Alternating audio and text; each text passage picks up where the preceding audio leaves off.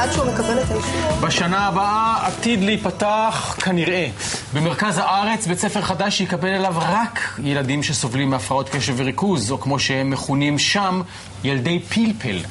הנה הדוקטור אדווה שביב ממקימות פלפל, בית ספר לילדים חריפים. אהלן. אהלן. א', זה יפה הפלפל, השימוש הזה בפלפל.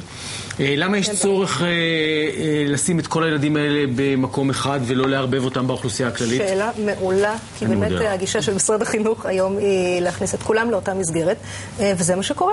אחד הוא מאוד חכם, אחד הוא מאוד לא חכם, אחד יש לו הפרעות קשב וריכוז, אחד יש לו דיסלקציה, אחד יש לו אוטיזם קל בתפקוד גבוה מאוד, וכולם ביחד, והמורה צריכה לעמוד מול 30-40 ילדים כאלה, ולהתאים את תוכנית הלימוד לכולם, ושכולם יישרו קו וכולם יהיו באותה רמה.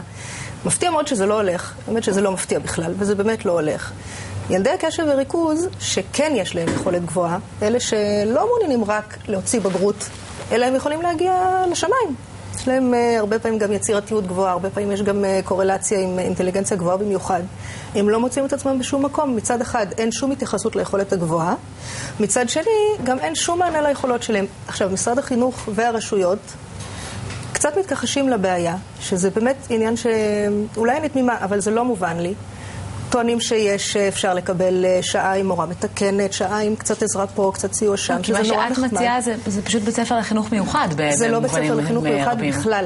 ההבדל המרכזי הוא שחינוך מיוחד מנסה לתקן את הילד. אנחנו בכלל לא רוצות לתקן את הילדים האלה, אנחנו לא חושבות שהם מקולקלים.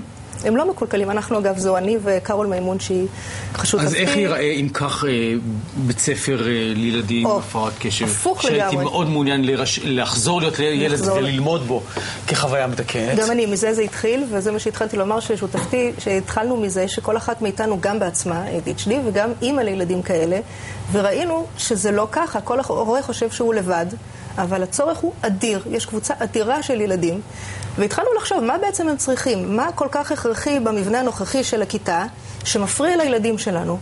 הם בעצם מסתבכים על כלום. הם נכנסים לכיתה, הם נדרשים דבר ראשון לשבת במשך 90 דקות, יש הפסקה רק לאחר כל 2 שיעורים. ילד שיש לו הפרעת קשב וריכוז, הוא לא יכול לשבת, בקושי 9 דקות.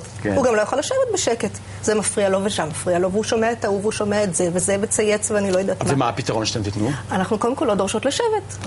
מי שרוצה לעמוד, יעמוד. מי שרוצה להסתובב, יסתובב. מי שרוצה להסתרע על מחצלת, יסתרע על מחצלת. יתראה מי הן המורות שהסכימו? יש המון מורים. ולהפך, קשה לנו לסנן את הפניות. המורים גם מביאים המון עניין, כי זה משהו אחר. פה מלמדים מתוך אתגר, בדיוק, ומתוך עניין. זה לא לימוד מתוך חובה. עכשיו, זה גם לא דמוקרטי. לא, הלימודים הם חובה, להפך. אנחנו חייבים מסגרת, אפילו יותר מאשר ילדים רגילים. תגיד לילד כזה, אתה לא חייב להיכנס לשיעור? ביי. נתראה בעוד 12 שנה. לא, לומדים. אבל לומדים קצת נגיד שזה שיעור מתמטיקה, בסדר. אז המורה יכול לדבר 5 דקות. מקסימום, בברוטו, בסך הכל בשיעור. היתר זה קצת התנסות וקצת חקירה עצמאית וקצת משחקים שאפשר להמציא גם ביחד עם הילדים. אין לנו הרבה זמן. מה קורה בבית הספר הזה עכשיו? הבית ספר הזה עכשיו צריך עזרה בשתי נקודות מרכזיות. תלמידים, יש לנו פניות המון, מורים יש לנו. מה שחסר לנו זה מקום, שפה אנחנו בבעיה אל מול הרשויות, שוב, אני באמת לא מבינה איפה התנגשות האינטרסים. יש לנו אינטרס משותף. לדאוג לילדים האלה. אף רשות בינתיים לא מוכנה לארח את בית הספר? בינתיים לא. אוקיי, אז אתם מחפשות מקום.